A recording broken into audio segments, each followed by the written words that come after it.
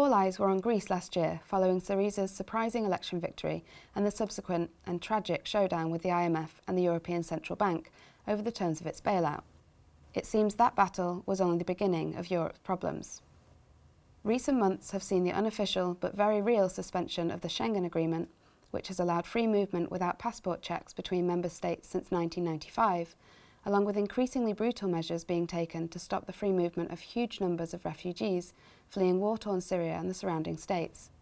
Most notably, as the Wall Street Journal reports in its piece "European Union Pressures Countries on Migration Rules," is Hungary, whose new asylum law criminalised illegal border crossings so that migrants crossing its borders without permission risk several years in prison.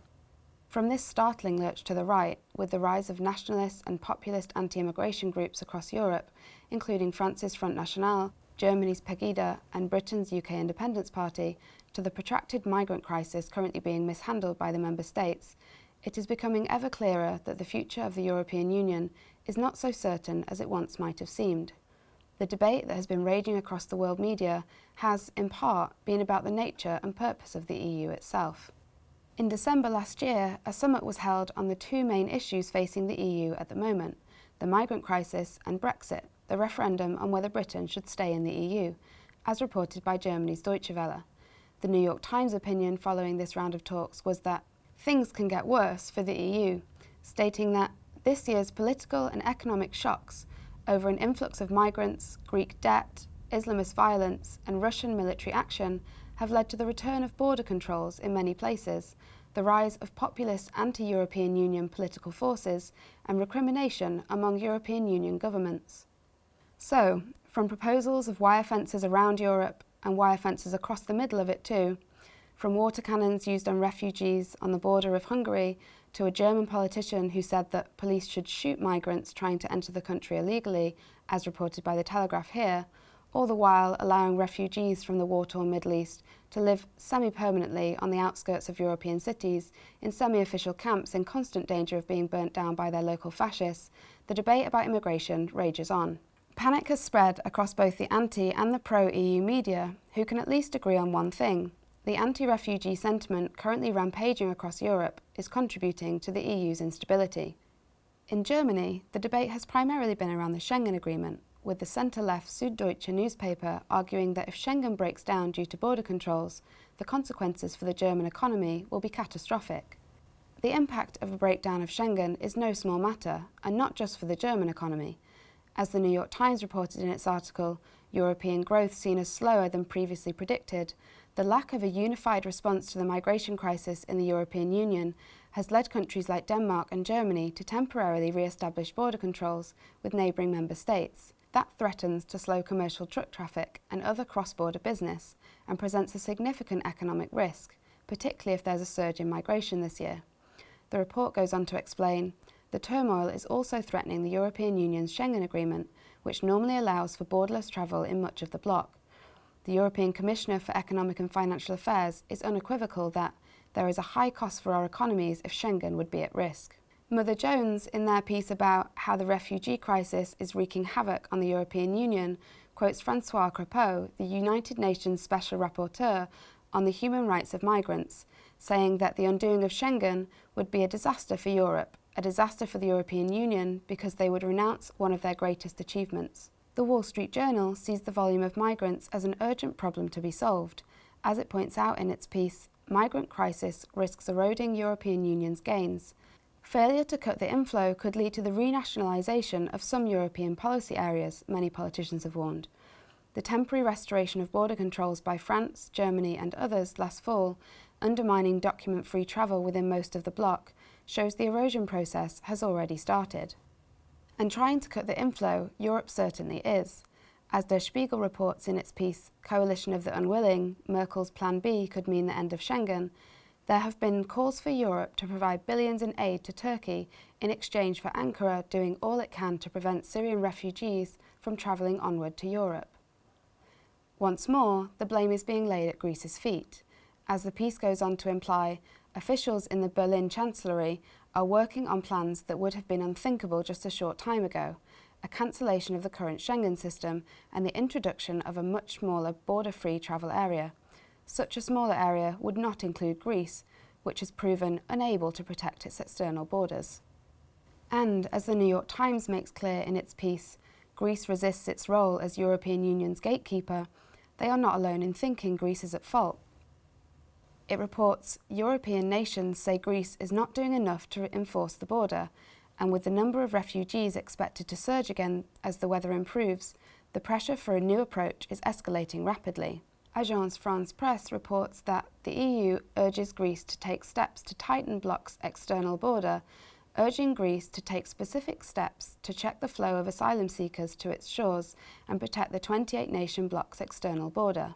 After the commitment Syriza showed to avoiding leaving the EU last year, what they propose as a new approach seems bitterly ironic.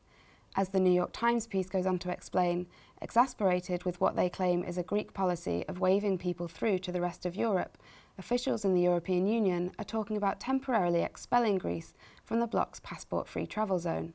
On the other hand, even with the strain on the Schengen Agreement, some are more optimistic about the impact of the migration of huge numbers of people into Europe expected in the next few years. As the New York Times reported in a piece called European Union Predicts Economic Gains from Influx of Migrants, officials predicted that the 3 million migrants expected over the next 3 years would provide at least a small lift, a net gain of perhaps 0.25% to the European economy by 2017. But in a surprising flash of anti-austerity common sense, the report goes on to say that the Commission, in its autumn economic forecast, said the arrival of large numbers of asylum seekers would require increases in public spending to manage the influx, spending that would provide a stimulus to the European economy. While most of the coverage of the EU and the impending referendum on the UK's membership has been focused on such issues, with the UK media in particular obsessed with whether or not Cameron can negotiate a block on benefits for EU migrants, there has been at least a small number of voices talking about the EU's democratic deficit and the potential erosion of workers' rights by EU policy. Most famously, former Greek Finance Minister Yanis Varoufakis has been staunchly committed to the EU, even while admitting, as he did in an interview with the Business Insider, that Europe isn't working, suggesting that what is needed is a cross-border movement for more democracy within the EU. On another, very different bid to save the EU is UK Prime Minister David Cameron.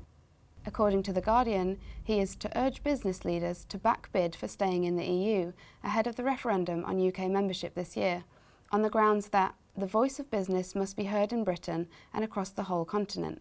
If you want a more competitive Europe where the single market is completed, where there are more trade deals and fewer regulations, join me in making that case. Despite Cameron's pro-business message, The Independent reported that around 2/3 of Tory activists are believed to support Britain leaving the EU, with The Telegraph in its Which Cabinet Ministers Will Vote to Leave piece claiming that Chris Grayling, the leader of the House of Commons, Ian Duncan-Smith, the Work and Pensions Secretary, Priti Patel, the Employment Minister, Theresa Villiers, the Northern Ireland Secretary, and John Whittingdale, the Culture Secretary, are all said to be considering voting to leave. On Cameron's side, though, are some powerful friends. The leaders of the rest of the EU states, including Angela Merkel herself, are desperate to keep Britain in the EU. In Germany's Der Spiegel, Merkel is quoted as asking for European solidarity, insisting that a European solution must be found, that in this century to go back to nation-states is not an option, and that no country in Europe will be able to successfully survive by itself in the global competition. Also, unsurprisingly, big business is on Cameron's side. In a warning eerily similar to those made to the Scottish public in the run-up to their independence referendum last year, the International Business Times report that Goldman Sachs waded into the debate on the EU to warn that Brexit could see trade-weighted sterling loss of up to 20%, relying on good old fear of economic collapse to maintain the status quo. The Financial Times, too, always a reliable measure of how much money is to lose in any possible outcome, points out that as much as Britain needs the EU, Europe cannot afford to lose Britain either. In a piece titled "It Hurts Some to Admit It, but Europe Needs Britain," it notes that the EU cannot afford another blow. The Eurozone crisis has been contained but not resolved. The tide of refugees making their way across the Aegean and the Mediterranean has divided nations between North and South and East and West. Governments and established parties across the continent are under siege from rising populism.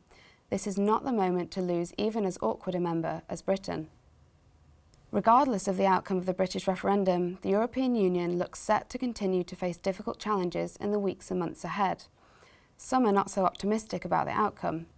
One Financial Times piece is particularly frank in its pessimism about Europe's future. Today, Brussels suddenly has to look after its own foreign policy interests and run the world's second largest economy. The EU is not institutionally ready for either job, and its leaders are intellectually not ready either. While the piece warns that we should expect to see more crises, more unilateral action by member states, greater willingness to explore opt-outs, invocation of exceptional circumstances to suspend EU-level action, more rule-breaking and the like, it concludes that the real risk is not a formal breakup. That will be technically hard to do, but this is no consolation. The real danger is the EU is simply going to wither away and turn into a ghost, a spectre, if you will, haunting Europe.